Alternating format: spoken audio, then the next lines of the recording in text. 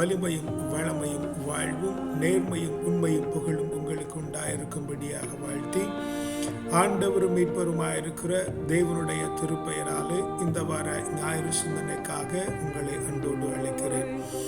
இந்த வார வாசகங்கள் ஊடாக ஆண்டவர் நம்மை நீதி செய்யுங்கள் என்று அழைக்கிறதாய் எனக்கு விளங்கப்பட்டிருக்கிறது.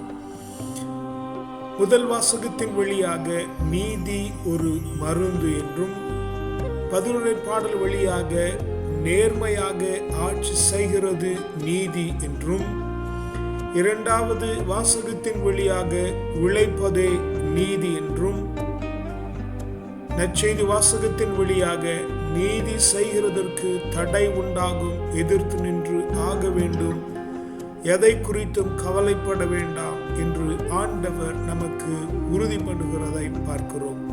முதல் வாசகம் மலாக்கி இறைவாக்கினர் புத்தகத்தில் தரப்பட்டிருக்கிறது.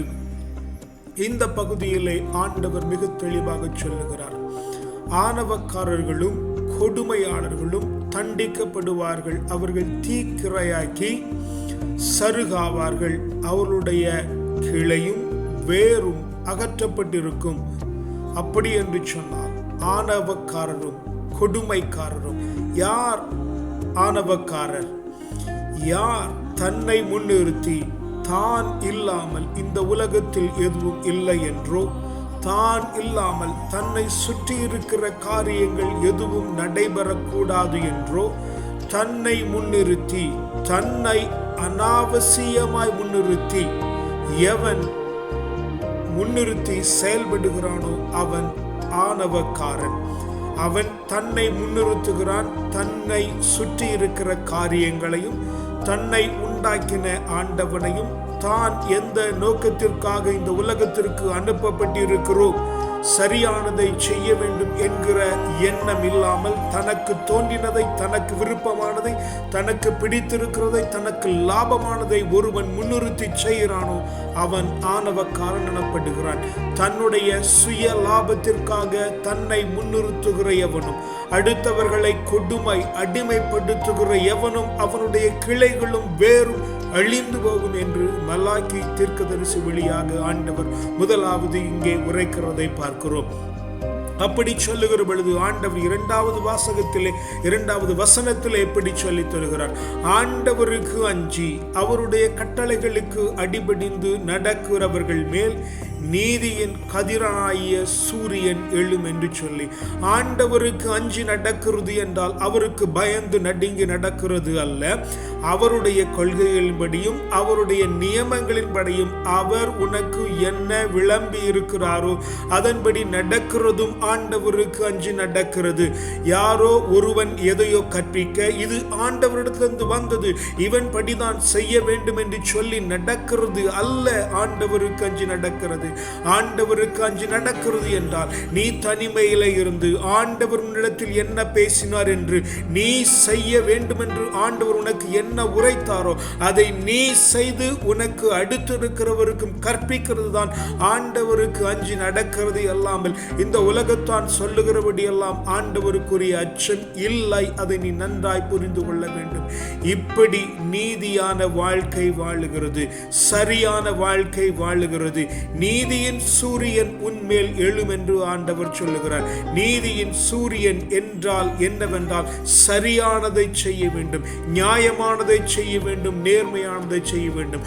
அப்பொழுது நீதியின் சூரியன் உன்மேல் எழும், சரியானது உனக்கு தோன்றும். எப்பொழுது நீ உன்னை முன்னிறுத்தாமல், உனக்கு லாபமானதை முன்னிறுத்தாமல் ஆண்டவர் உனக்கு பணித்ததை நீ செய்வாய் என்று சொன்னால் நீதி சரியானது உனக்கு விளங்கும், நீ செய்கிறதெல்லாம் சரியானதாய் மாறும். ஆண்டவர் உன்னோடு கூட இருப்பார், அதனாலே நீ கதிரவனை போல விளங்குவாய் என்று ஆண்டவர் முதல் வாசகத்தின் வழியாக நமக்கு தெள்ள தெளிவாக நீதி செய்ய வேண்டும் என்று அழைப்பு விடுக்கிறதை பார்க்கிறோம்.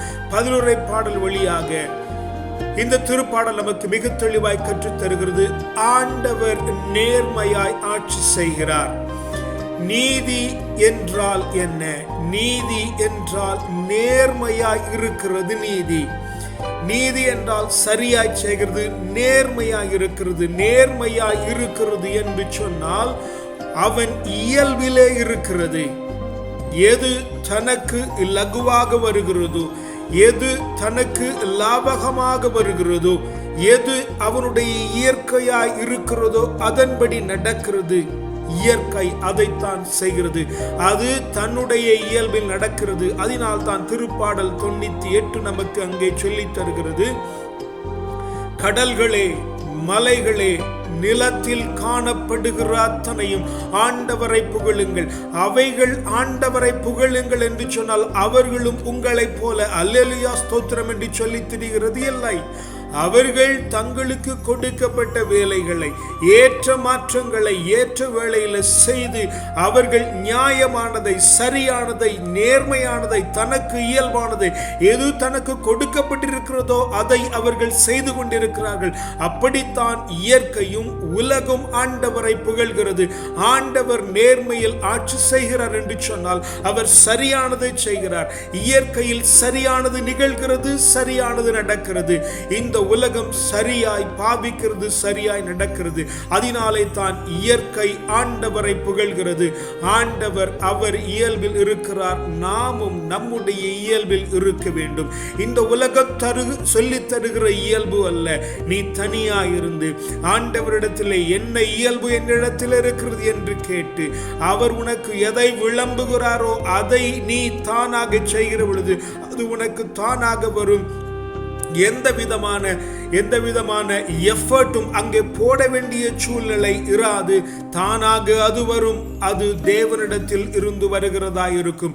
இப்படி ஆண்டவர் நம்மை நீதியாய், நேர்மையாய், சரியானதை செய்யும்படியாக இந்த 11 பாடல் வழியாக நம்மை அழைக்கிறதை பார்க்கிறோம்.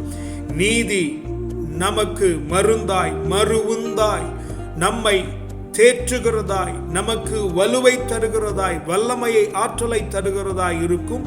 அதை நாம் சரியாய், ஒழுங்காய் செய்ய வேண்டும் என்று நமக்கு 11 பாடல் சொல்லி தருகிறது. 2வது வாசகத்திலே பவுல் தெசலோனிக்கேயருக்கு எழுதுகிற பொழுது இப்படி எழுதுகிறார், உழைக்காமல் உண்ணலாகாது. உழைக்காமல் உண்ணலாகாது என்பதற்கும் நீதிக்கும் என்ன சம்பந்தம் இருக்கிறது என்று நீங்கள் கேட்பீர்களாயில், அங்கே பவுல் இந்த வசனத்தை சொல்லுகிறதற்கு முன்பதாகவே தெளிவாக எழுதிவிடுகிறார். நாங்கள் உங்களிடத்திலே ஆண்டவருக்கான ஊழியத்தை செய்த பொழுது அதற்கான பலனை நீங்கள் தர வேண்டும் என்று சொல்லி உங்களை நம்பி உங்களிடத்திலே யாசகம் கேட்டு நாங்கள் தெரியவில்லை. அல்லது ஆண்டவருடைய ஊழியத்தை செய்கிறேன் என்று சொல்லி சோம்பி தெரியவில்லை. ஆண்டவருடைய செயலை செய்தாலும், ஆண்டவருடைய ஊழியத்தை செய்தாலும் ராப்பகலாய் உழைத்தோம் என்று அங்கே பவுல் எழுதுகிறதை பார்க்கிறோம். உழைப்பு என்பது உற்பத்தி செய்வது என்று பொருள். நீயும் நானும் இந்த உலகத்திற்கு அனுப்பப்பட்டிருக்கிறதே உழைக்கிறதற்காகத்தான் அனுப்பப்பட்டிருக்கிறோம். உழைக்கிறது என்றால் உற்பத்தி செய்கிறது, உண்டாக்குகிறது. நீ உண்டாக்காமல் உண்ண முடியாது. அதைத்தான் இங்கே பவுல் தெளிவாக எழுதுகிறார். உழைக்காதவன் உண்ணலாகாது. நீ உற்பத்தி பண்ணாததை நீ உண்ண முடியாது. நீ உண்ணுகிற பொழுது உனக்கு ஆற்றல் உண்டாகிறது.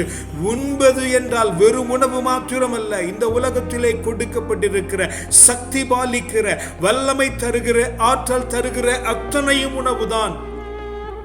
இசை உணவாயிருக்கும், செயல்கள் உணவாயிருக்கும், நடனம் உணவாயிருக்கும், செய்கிற வேலை உணவாயிருக்கும். எந்த வேலையும் உற்பத்தி, உழைப்பு. உழைக்காமல் நீ உண்ணலாகாது. ஏனெனில் நீ உண்டாக்காமல் அது மாறாது. இந்த உலகம் உழைப்பினாலே உண்டாயிருக்கிறது. ஒரு நிலையில் இருந்த இந்த உலகம் மற்றொரு நிலைக்கு கடந்து வந்திருக்கிறது. இந்த உலகம் உழைப்பினாலே உயர்ந்து வந்திருக்கிறது. அதனால் தான் பவுல் அங்கு எழுதுகிறார், நீ உழைக்காமல் இருக்க முடியாது. ஆக உற்பத்தி செய்வது, உழைப்பது நீதி. அதுவே சரியான போக்கு. அதனால் தான் ஆண்டவர் முதல் வாசகத்தையும் 2வதாக 11 பாடலையும் இப்படி தந்திருக்கிறார். முதல் வாசகத்தில் நீதி செய்ய வேண்டும், நீதி சரியானதை செய்ய வேண்டும். நீ உழைக்கிற பொழுது சரியானதை செய்ய வேண்டும். நீ உழைக்கிற பொழுது சரியானதை செய்யவில்லை என்று சொன்னால் உனக்கு மறு உந்துதலும் உண்டாயிருக்காது. நீ சரியானதை செய்ய முடியாமல் போகும். நீ நேர்மையாய் ஆளுகையும் ஆட்சியும் செய்ய வேண்டும். உனக்கு அடுத்திருக்கிறதும் உனக்குரிய காரியங்களிலும் சரியாய் நேர்மையாய் நீ நடந்து கொள்ள வேண்டும். ஆட்சி சரியாய் செய்ய வேண்டும். உன்னுடைய சுய சரீரமாய் இருக்கலாம், உன்னுடைய வீடாய் இருக்கலாம், உன்னுடைய அறையாய் இருக்கலாம், உன்னுடைய அலுவலகமாய் இருக்கலாம், உன்னுடைய வேலை ஸ்தலமாய் இருக்கலாம், உன்னுடைய சமூகமாய் இருக்கலாம், உன்னுடைய குடும்பமாய் இருக்கலாம். நீ மிக சரியாய் ஆட்சி செய்ய வேண்டும். அதுவும் உழைப்பு தான். நீ ஏனெனில் அவைகளை நீ உண்டாக்குகிறாய், நீ அவைகளை உற்பத்தி செய்கிறாய். ஒரு நிலையிலிருந்து மற்றொரு நிலைக்கு நீ அவைகளை கடத்தி செல்லுகிறாய். உலகம் உன்னாலே உண்டாயிருக்கிறது, உன் உழைப்பினாலே உண்டாயிருக்கிறது. முன்பு இருந்த உலகம் இப்பொழுது இல்லை, ஏனெனில் அது உழைப்பினாலே உற்பத்தியினாலே உண்டாகி இருக்கிறது. ஆக நீ செய்கிறதை சரியாய் செய்ய வேண்டும், நீதியானதை செய்ய வேண்டும், நேர்மையானதை செய்ய வேண்டும். உழைப்பது நீதி என்று 2வது வாசகத்தின் வழியாக ஆண்டவர் நமக்கு கற்றுத் தருகிறதை பார்க்கிறோம். நற்செய்தி வாசகத்தின் வழியாக இந்த நீதியை நீ செய்ய முயற்சிக்கிற பொழுது உனக்கு தடைகள் உண்டாயிருக்கும். அதனாலே நீ மிக சாமர்த்தியனாக நடந்து கொள்ள வேண்டும் என்று ஆண்டவர் நமக்கு இங்கே சொல்லி தருகிறதை பார்க்கிறோம். சீடர்களோடு ஆண்டவர் அங்கே வந்திருக்கிறார். அவர்கள் கோவிலை பார்த்து எவ்வளவு மகா உன்னதமாய் இருக்கிறது என்று அவர்கள் ஆலோசனை பண்ணி கொண்டிருக்கிற பொழுது அல்லது அளவலாவிக் கொண்டிருக்கிற பொழுது ஆண்டவர் சொல்லுகிறார், கல்லின் மேல் கல் இராதபடி இவைகள் விழும்.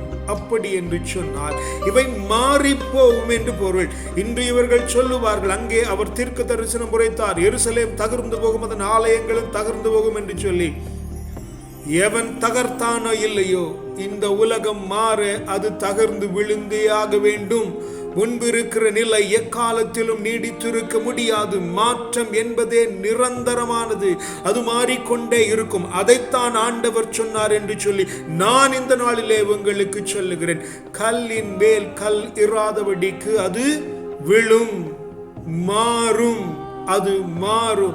அப்பொழுது மாறுகிற பொழுது இந்த மாற்றத்தை கொண்டு வந்தவன் நான் தான், அதனாலே என் பின்னே வாருங்கள் என்று சொல்லி ஒரு கூட்டத்தான் நான் அவர்தான், அவரை போலவே நான் இருக்கிறேன், நானே கிறிஸ்து, நானே இயேசு, நானே தலை சிறந்தவர் என்று சொல்லிக்கொண்டு ஆணவக்காரர்கள், முதல் வாசகத்திலே சொல்லப்பட்ட ஆணவக்காரர்கள் இங்கேயும் தலையெடுப்பார்கள்.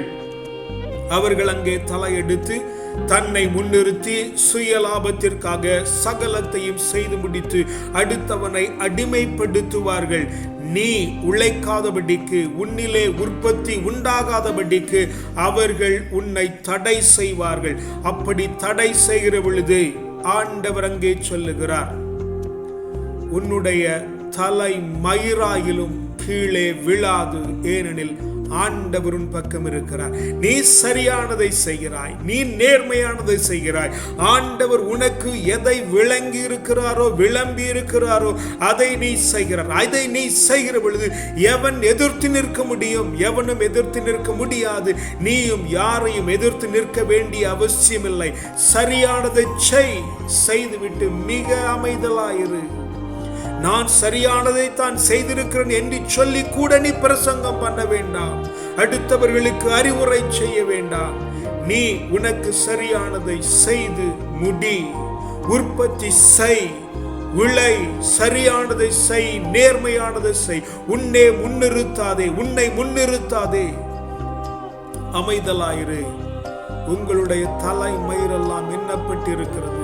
அவருடைய அனுமதியின்றி தலை மயிராயிலும் விழாது என்று சொன்னால் என்னுடைய ஆத்மாவை எவன் சீண்ட முடியும்? இந்த நாளிலும் நான் உங்களுக்கு சொல்லித்தர விரும்புகிறேன். நீ ஆண்டவரிடத்திலே தனிமையாயிருந்து அவர் உனக்கு இந்த உலகத்திலே என்ன ஊழியம் தந்திருக்கிறார், என்ன உழைப்பு செய்ய வேண்டும் என்று உனக்கு விளங்கி இருக்கிறார். நீ எதிலே உழைத்து எதனை மேம்படுத்த வேண்டும் என்று ஆண்டவர் உனக்கு சொல்லி தந்திருக்கிறாரோ அதை நீ செய்வாய் என்று சொன்னால் ஒருவனும் உனக்கு தடை நிற்க முடியாது. இந்த உலகமே எதிர்த்து வந்தாலும், நீ தன்னந்தனியானாய் நின்றாலும் ஆண்டவர் உன் பக்கத்தில் இருக்கிறார். ஏனெனில் காலங்காலமாய் இருக்கிற தேவன், இறைவனாய் இருக்கிறவர், கடவுளாய் இருக்கிறவர், அனைத்தையும் கடந்திருக்கிறவர், இறைவனாய் இருக்கிறவர், என்றென்றும் இருக்கிறவர், ஆண்டவர் சகலத்தையும் ஆளுகை பண்ணுகிறவர் உன்னை ஏற்படுத்தி இருக்கிறார். அவருடைய தீர்மானத்திலே நீ உண்டாக்கப்பட்டிருக்கிறாய். அவர் நீ உண்டாகிறதற்கு முன்பதாகவே அவர் இருந்து நீ இந்த காலத்திலே இப்படி இன்னாரிடத்திலே இந்த விடத்திலே இப்படி கத்திக் கொண்டிருக்க வேண்டும் என்பது அவருடைய தீர்மானம், உன்னுடைய தீர்மானம் கூட இல்லை. அதனாலே அவர் காரியத்தை நீ தெளிவாய் செய், நீதியானது செய், நேர்மையாய் ஆட்சி நடத்து, உழை, மிக கடுமையாக உழை, நேரத்தையும் பொழுதையும் கவனிக்காமல் உழை. ஆண்டவரின் பக்கம் இருக்கிறார். மன உறுதியோடு இரு. மயிரே விழாது என்று சொன்னால் உயிர் எப்படி விழும்? ஆண்டவர் உன் பக்கம் இருக்கிறார். மீண்டும் ஒரு தடவை சொல்ல விரும்புகிறேன், நீதி செய், அது உனக்கு உந்துதல் தரும், மறு உந்துதல் தரும். நீ நீதியானதை செய்கிற பொழுது சரியானதை செய்கிறாய். இந்த உலகம் இயற்கையும் அதை செய்து கொண்டிருக்கிறது, நீ அதை செய். நீ நீதி செய்கிறதே உனக்கு கொடுக்கப்பட்ட உழைப்பு. நீ உற்பத்தி செய்கிறாய், நீ உழைக்கிற பொழுது உற்பத்தி செய்கிறாய், அது ஆண்டவர் உனக்கு கொடுத்திருக்கிற அழைப்பு. நீ நீதி செய்கிற பொழுது, சரியானதை செய்கிற பொழுது மன உறுதியோடு துணிச்சலாய் செய். எவனும் உன்னை எதிர்த்து நிற்க முடியாது. உன்னை கண்டு அவர்கள் அஞ்சி நடுங்குவார்கள். நீ எப்படி ஆண்டவருடைய காரியத்திற்காக அஞ்சி நடுங்கி திடகாத்திரத்தோடு செய்கிறாயோ, அதுபோல அவர்கள் உன்னை கண்டு அலறுவார்கள். மன உறுதியோடு இரு. ஆண்டவர் உன்னை காத்து வழி நடத்துகிறார். ஜெபிக்கலாம். அப்பா பிதாவை, நல்ல நாளுக்கும் மேன்மை தங்கிய வசனத்திற்குமாய் உமக்கு நன்றி சொல்லுகிறேன். ஆண்டவரே தேவரீர், எங்களுக்கு நீதியானதை செய்யும்படியாய், நேர்மையிலே ஆட்சி செய்யும்படியாய் உழைக்க நீங்க எங்களுக்கு இந்த நாளிலே உத்தரவிட்டு இருக்கிறதுனால உமக்கு நன்றி சொல்லுகிறோம். ஆண்டவரே, பெரும்பாலும் எங்களிடத்திலே காணப்படுகிற பிரச்சனை என்னவென்றால், நான் என்ன செய்ய வேண்டும், எதை எப்படி செய்ய வேண்டும் என்கிற தெளிவின்மை எங்களுக்குள்ளே உண்டாயிருக்கிறதுனாலே இந்த சம்பவங்கள் இப்படி நடந்து கொண்டிருக்கிறது. அதனாலே தேவரீர், இந்த நாளிலே, இந்த ராத்திரி வேளையிலே எவனெல்லாம் இந்த செய்தி கேட்கிறார்களோ, யாரெல்லாம் இந்த செய்தியை கேட்கிறார்களோ, அவர்களுக்காகிலும் குறைந்தபட்சம் ஆண்டவரே என்ன செய்ய வேண்டும், எப்படி செய்ய வேண்டும் என்கிற ஒரு தெளிந்த சிந்தனையை நீர் தருவீர் என்று சொன்னால் ஆண்டவரே, மன உறுதி தன்னாலே உண்டாகும். ஆண்டவரே, அதற்கு நீர் உதவி செய்வீராக. சகலத்தையும் ஆட்சி செய்கிற சர்வ வல்லவருடைய நாமத்தினாலே இந்த வேளையில கட்டளையிட்டு சொல்லுகிறோம். ஆண்டவரே, அவர்களுக்கு நீர் அந்த உதவியை செய்யும், எங்களுக்கு நீர் அந்த உதவியை செய்யும். அப்பொழுது நாங்கள் எவனையும் எதிர்த்து நின்று நீதியை, சரியானதை, நேர்மையானதை, உள்ளதை உள்ளபடி செய்து நிற்கிற கிருபையை அப்பா நீர் எங்களுக்கு தந்து, இந்த உலகத்திலே நீர் எங்களுக்கு எங்களை அனுப்பியிருக்கிற காரியத்தை நாங்கள் தெளிவாய் தீர்க்க நேர்த்தியாய் செய்து, இதோ உண்மையும் உள்ள உத்தமம் உள்ள ஊழியக்காரன் வந்து நிற்கிறான் என்று நீங்கள் சொல்லும்படியாய் எங்களுடைய வாழ்க்கை மாறும். அதற்காகவும் இடத்திலே இறைஞ்சு கேட்கிறோம். வல்ல மீட்பருடைய நாமத்தினாலே ஜெபிக்கிறோம். ஜீவனுள்ள நல்ல பிதாவே, ஆமென். கர்த்தர் உங்களை ஆசீர்வதிப்பாராக. சமாதானம்.